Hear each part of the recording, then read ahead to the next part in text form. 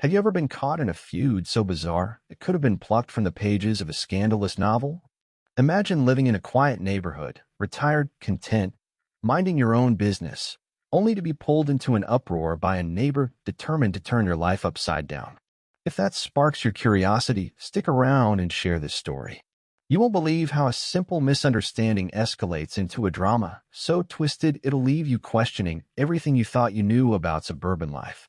I've lived in Maplewood Estates for a year now. Most people who retire to a gated community do it for the tranquility, palm trees, neat lawns, and neighbors who stroll the sidewalks with miniature poodles. I hope this place will be the last stop on my life's journey. I'm a widower, and my kids are grown with their own families scattered around the country. Living alone wasn't the idyllic dream I'd imagined, but I wanted a quiet environment for reflection and a sense of security in my golden years. I spent the first few months settling in, attending HOA meetings, and sipping decaf coffee in my front yard while waving at passersby. Everyone seemed friendly enough, except one neighbor across the street, Karen. She was in her mid-50s, had a frosted blonde bob, and wore pastel-colored golf attire even when she wasn't on the green. The first time we locked eyes, she gave me a perfunctory nod, then disappeared behind her cobalt-blue front door. There was no neighborly welcome or nice to meet you. I shrugged it off. Maybe she was an introvert. Still, the odd vibe lingered.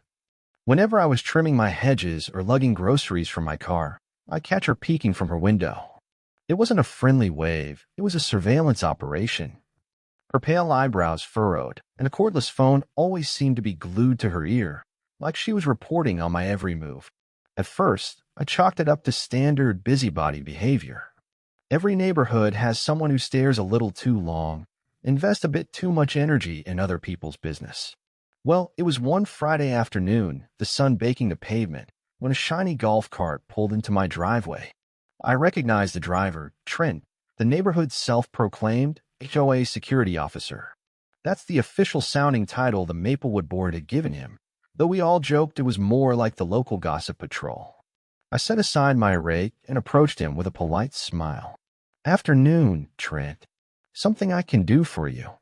He gave me a forced grin. "Yeah, there's been a complaint about your yard." He pointed around vaguely at my small flower beds. "One of the neighbors says you're planting flowers that aren't HO approved. She wanted us to come check it out." I raised an eyebrow. "I approved flowers?" He nodded awkwardly. "Technically, Maplewood Estates doesn't allow invasive species. She said you have something non-native. I'm no horticulturist. Mind if I take a look?" I took a step back, letting him pass. My front yard was pretty standard: geraniums, roses, and a few succulents. None of them were restricted by the HOA's rules as far as I knew. A couple of neighbors saw Trent rummaging around my yard and came over to watch, curiosity piqued by the possible drama. Each of them assured Trent they'd never heard of any such rule about geraniums. Finally, he shrugged, gave me a sheepish apology, and drove off. I was relieved, but also confused. Who would complain about flowers? That was the day I realized Karen might be more than just a nosy neighbor.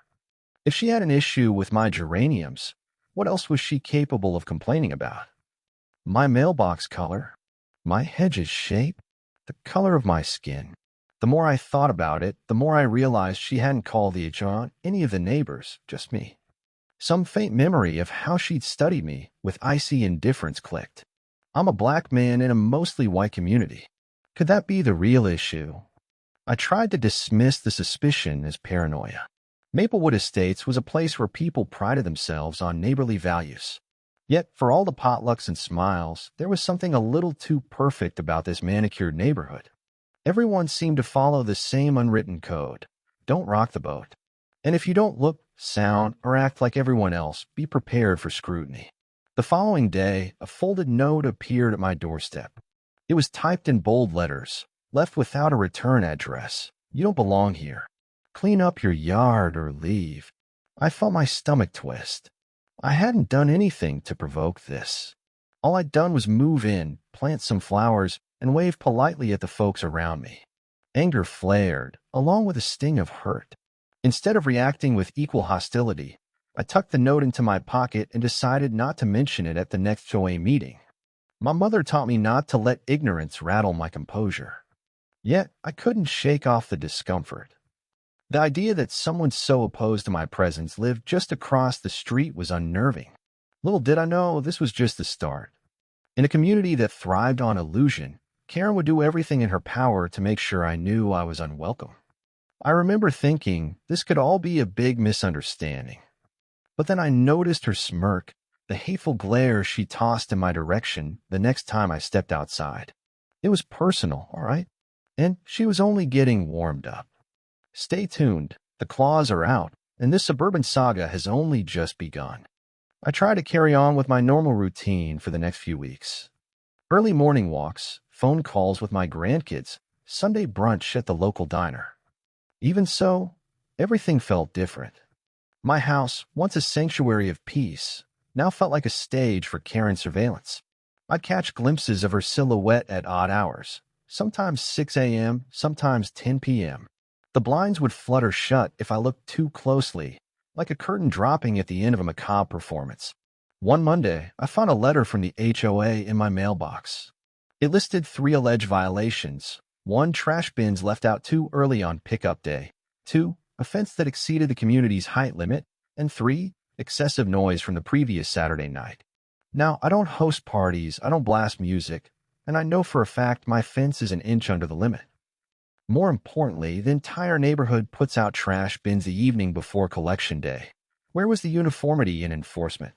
I phoned the HOA office, which was basically just another neighbor named Irene who handled official correspondence.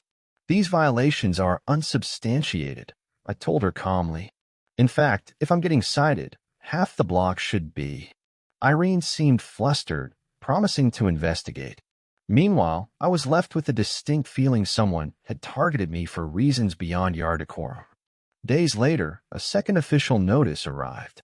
This time, it was about my walkway lights not matching the exact shade of warm white mandated by the community guidelines.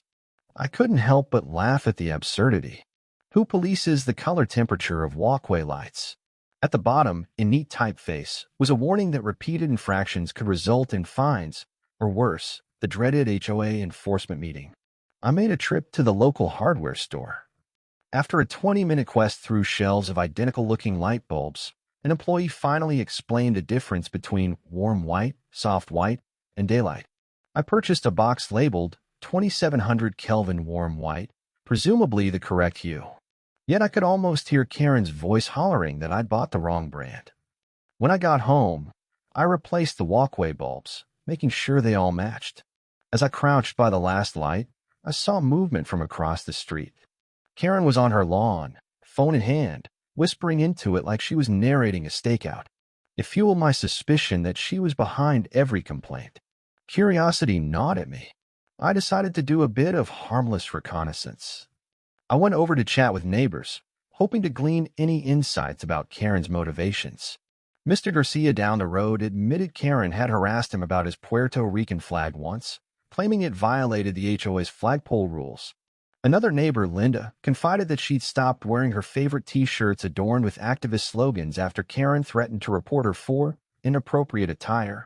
No one seemed too surprised by Karen's behavior, though they also looked uneasy discussing it.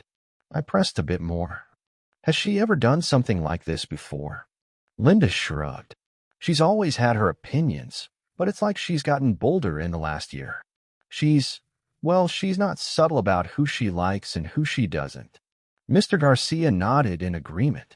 She once made a scene at the club because the new bartender didn't speak proper English. It's all under the guise of following community rules, but it's more than that. That's when it clicked. I was in the crosshairs of a person emboldened by a twisted sense of belonging. Karen seemed to interpret the HOA rules as a tool for keeping certain people out. It wasn't about the color of my fence or the wattage of my light bulbs. It was about me and people like me, not fitting her idea of who should inhabit Maplewood Estates. That same afternoon, I got an unexpected knock at the door. My friend Lisa, who lived a few houses down, stood there holding a plate of brownies and wearing a sympathetic expression. She'd heard about the letters and wanted to lend moral support. We sat on my porch, eating brownies and sharing stories. It felt good to have someone on my side. Just as we started chatting about possible ways to confront Karen without stooping to her level, that telltale golf cart cruised down the street again. Trent, our self-appointed OA security. He pulled up, eyes darting between Lisa and me. "Folks," he began, voice quivering slightly, "we have a report of suspicious activity in the neighborhood." His gaze fixed on me. "Someone said there were loud noises, possible confrontation." He trailed off, obviously uncomfortable. I exchanged a glance with Lisa. We'd been sitting quietly on the porch, nibbling brownies. Suspicious activity? This was beyond ridiculous. Lisa squared her shoulders. "Trent, we've been here for half an hour. You see any loud music equipment? Or do we look like we're in a brawl?" He rubbed the back of his neck, avoiding eye contact. "No, but I have to follow up on every complaint." Just then, Karen's voice rang out from her yard. "Is there a problem, Trent?" She leaned against her doorframe, arms crossed. "I heard a ruckus earlier. Just making sure everyone's safe." I could feel my blood pressure rising. Yet I forced a smile. "No ruckus here, Karen. Just friends catching up." She offered a thin-lipped grin. "Glad to hear it," she replied before stepping back inside, letting her door slam behind her with an audible click of the lock. Lisa glowered at Karen's disappearing figure. "This is harassment," she whispered. "Pure and simple." As Trent drove away, my thoughts turned grim. For every fabricated complaint, I had to defend myself. For every minor infraction, I risked fines or warnings on my permanent record. And for every instance I tried to maintain my composure, Karen's boldness only seemed to grow. I wondered how far she would go, and whether anyone else in the neighborhood had the courage to stand up to her. What's Karen's next move? The stakes rise, and the neighborhood watch is anything but neighborly. By the time the next HOA meeting rolled around, word of Karen's complaints had spread among a small circle of sympathetic neighbors. The usual monthly gatherings, which often revolved around landscaping updates and pool maintenance schedules, took on a different tone. People walked on eggshells, aware that any public statement could paint a target on their backs. The meeting convened in the community clubhouse, a pastel-pink building near the subdivision's tennis courts. About 30 residents gathered in metal folding chairs, fanning themselves with the agenda printouts. I sat in the back row, not eager for attention, but determined to speak my piece if needed. Karen was stationed up front, next to the board members, her posture rigid and her eyes scanning the crowd. The proceedings began as usual. Monthly finances, a reminder about recycling days, a pitch for volunteers to decorate the clubhouse for the upcoming 4th of July party.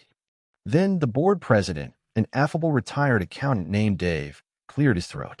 "We've had multiple complaints this month about covenant violations," he said carefully, his gaze drifting over to me for a fraction of a second. "I'd like to remind everyone that Maplewood Estates has clear guidelines and that we must all abide by them for the sake of our community's harmony." Karen raised her hand. "I'd like to address these concerns, Dave." My stomach tightened as she walked to the podium. She smoothed the wrinkles in her floral blouse and began. "We have rules here for a reason: safety, uniformity, and maintaining property values. When newcomers arrive, they should respect these guidelines. If they don't, we have every right to speak up. It's not personal. It's about preserving the neighborhood standards we've worked hard to establish." Her eyes roamed the audience, finally landing on me. "Some folks have suggested that complaining about rule violations is harassment. But let's be honest, any rule broken is a threat to our quality of life. We can't start making exceptions." "Right." A silent chill settled. A few people nodded, more out of anxiety than agreement. Dave thanked Karen for her comments and opened the floor for others. Before I could think twice, my hand was in the air. I stood up, heart pounding, and walked to the microphone. "Hello, everyone," I started. "I'm sure most of you know me by now, but for those who don't, I'm Gary Jefferson. I moved here about a year ago after my retirement." My voice was steadier than I'd expected, though I could feel the adrenaline coursing through me. I've made every effort to follow the HOA guidelines. But over the past few weeks, I've been the target of complaints that, quite frankly, seem baseless. Trash bins, fence height, walkway lights, things that dozens of other homeowners are equally guilty of. Yet, I'm the one receiving official letters. Karen glowered at me from her seat, her lips pressed into a tight line. I'm only asking for fairness, I continued. If a rule applies, it should apply to all of us. I'm not seeking special treatment. I just want to feel welcome in my own home. And I can't help but notice that these complaints seem aimed not at legitimate infractions, but at me as a person. I exhaled, stepping away from the podium. The room remained hushed. A few neighbors glanced at me sympathetically. Dave cleared his throat again. Thank you, Gary. We'll look into these concerns and ensure that the HOA's enforcement is consistent and impartial. Karen raised her hand. I'd like to respond, but Dave shook his head gently. Let's move on to the next agenda item, please. Later, as the meeting wrapped up, small clusters of neighbors gathered in whispered conversations. I noticed more than one person giving Karen a wide berth. Even though she radiated confidence, a flicker of uncertainty crossed her face. It seemed my speech, measured as it was, had stirred something in the community. When I stepped outside, the early evening sky was glowing orange. Feeling a pinch of relief, I took the walking path home. About halfway there, I heard footsteps behind me. Turning around, I saw Karen, still clutching her folder of HOA papers. She drew close, her breath quickening like she'd been power walking. You think you're so clever, she hissed, standing up there, accusing me of targeting you. If you have a problem living here, maybe you chose the wrong place to retire. I inhaled sharply, my earlier composure fading. Karen, I'm not accusing you. I'm pointing out the facts. It's obvious you're behind the complaints. Her mouth twitched. You don't know anything about me, she spat, voice trembling. I've given decades to this community, worked my tail off to keep the standard high. And I'm not about to watch a newcomer, she paused, letting the implication hang in the air, undermine everything we've built. I stood there, grappling with the white-hot anger flaring in my chest. A retort was on the tip of my tongue, something that would lay bare the prejudice beneath her words. But I was still me, raised to hold my composure, taught to handle conflict without stooping to hatred. Instead, I turned and walked away, leaving her alone under the halogen streetlights. That night, sleep was elusive. Every time I closed my eyes, I pictured Karen's face, twisted with anger. There was more to her than just a controlling personality. It was about fear, fear of change, fear of what she didn't understand or value. And she'd found a system, the HOA, to channel those fears into power over others. In the days that followed, I noticed more neighbors stepping up with subtle shows of solidarity, a friendly wave here, a quick conversation there. Mr. Garcia even came by with fresh mangoes from his yard, telling me not to let that woman get to me. Still, tension sizzled beneath the surface. In a neighborhood that prided itself on unity, Karen was fracturing that facade one complaint at a time. One evening, as I sat reading on my porch, a police cruiser rolled slowly down the street. Not the HOA golf cart, an actual patrol car. My heart lurched. Was this another false report? I braced for a confrontation, but the cruiser continued on, eventually turning the corner. Yet the sight of it reminded me how high the stakes could climb. What if she escalated beyond HOA warnings and turned to real law enforcement with some fabricated story? The hypothetical weighed on me. Karen wasn't just an annoyance, she was a threat, and I had to figure out how to stand my ground without letting her pull me into a vortex of hostility. Tensions rise, and the line between petty rules and deep-seated prejudice grows thin. What will it take to bring this conflict to a head? I made a conscious decision to gather evidence. From that day forward, I documented every interaction, every letter, every visit from Trent, every note slipped under my door. If Karen wanted to wage a war of paperwork, I'd be ready to fight fire with fire. I had a thick folder labeled incidents, and each time something new happened, I'd record the date, time, and the gist of the complaint. One afternoon, I was returning from a doctor's appointment when a commotion caught my attention. Karen was arguing with a middle-aged couple who had just parked their car in the visitor spot. "This lot is for guests, not for random people off the street," she snapped. The woman blinked in disbelief. "We are guests. We're here to see a friend." "Then give me their address," Karen demanded. "I need to verify." I intervened. Karen, that's enough. They don't have to prove anything to you. The couple, visibly upset, recognized me from across the block. They explained they were visiting the Garcia family for a small gathering. Karen huffed, crossing her arms. We have rules about visitor parking. If they're not on the authorized list, I'll talk to the Garcias myself, I assured the couple, ignoring Karen's protest. I'm sure it's fine. They thanked me, hurrying away, clearly rattled. Karen stayed put, fuming. Another bullet point from my file. That evening, as I was organizing my documentation, the phone rang. It was Irene from the HOA office. Gary, I'm calling to let you know that some formal complaints have been dismissed. We found no evidence supporting them. She sounded relieved, like the board was growing tired of Karen's endless reports. But there's something else. Karen filed a new complaint. You allegedly threatened her in a private confrontation. She claims she fears for her safety. My grip tightened on the receiver. Threatened her? When, where? That's completely false. Irene sighed. I'm sorry. We have to follow up. The board wants you to attend a special hearing next Thursday. It's not a formal disciplinary hearing, she added quickly, just an investigation. But if you choose not to attend, they'll take Karen's complaint at face value. I hung up, frustration welling in my chest. This was Karen's next gambit, portraying me as the aggressor. After all, an HOA siding with an older, long-time resident over a so-called outsider was all too plausible. She's playing the system again, twisting it to justify her own prejudices. The following Thursday, I prepared meticulously. I wore a neat blazer, brought my folder of meticulously documented events, and walked into the clubhouse with my chin held high. The board members sat behind a long table, flanked by plastic chairs. Karen was seated to one side, arms folded, eyes darting around a room. A handful of residents had gathered in the back, quietly observing. Dave spoke first. We're here to assess the validity of Karen's complaint against Gary, claiming intimidation and threats. He gestured for her to speak. Karen launched into a tearful monologue about feeling unsafe, about how she'd merely been protecting the community from violations, and how I allegedly confronted her with menacing words. When she finished, Dave turned to me. I opened my folder and produced copies of the complaint letters, timestamps of every violation she'd lodged, and written testimonies from neighbors like Mr. Garcia and Lisa who had witnessed Karen's behavior. I recounted incidents where she'd singled out guests or neighbors for reasons that seemed fueled by bias rather than genuine concern. By the time I concluded, the tension in the room was palpable. Karen's face was flushed.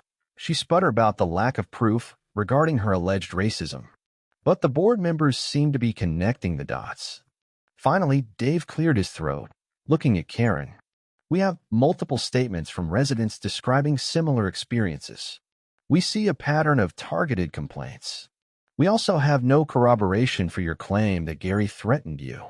Karen's eyes flared. But unless you have concrete evidence, Dave interjected gently, we can't validate your claim. An uneasy silence fell. Karen stood abruptly, nearly knocking her chair backward. She gathered her papers in a flustered rage. This is outrageous. I'm only doing what's best for Maplewood Estates, she snapped. Then she stormed out, leaving the rest of us with the faint echo of the clubhouse doors slamming shut. After a moment, Dave turned to me with a weary smile. Gary, we appreciate your cooperation. We'll be issuing a formal notice to Karen regarding misuse of the HOA complaint system. A surge of relief and vindication coursed through me. But beyond that, I felt a measure of pity. Karen's worldview was so narrow, so consumed with controlling her environment, she'd driven herself into a corner. In the weeks that followed, a remarkable shift occurred in Maplewood Estates. Residents began to be more vocal about calling out pettiness. Neighbors who once averted their eyes when Karen was around began waving at me openly or stopping to chat in driveways. Linda even started wearing her activist t-shirts again. Mr. Garcia's Puerto Rican flag fluttered proudly. Trent, still in his golf cart, mostly just waved amicably whenever he passed my house. I occasionally spotted Karen, scuttling from her car to her door with hunched shoulders. She never met my eyes, and the complaints ceased. Maybe the official notice from the board finally reined her in. Or perhaps she'd realized the community she thought she controlled was no longer willing to follow her lead.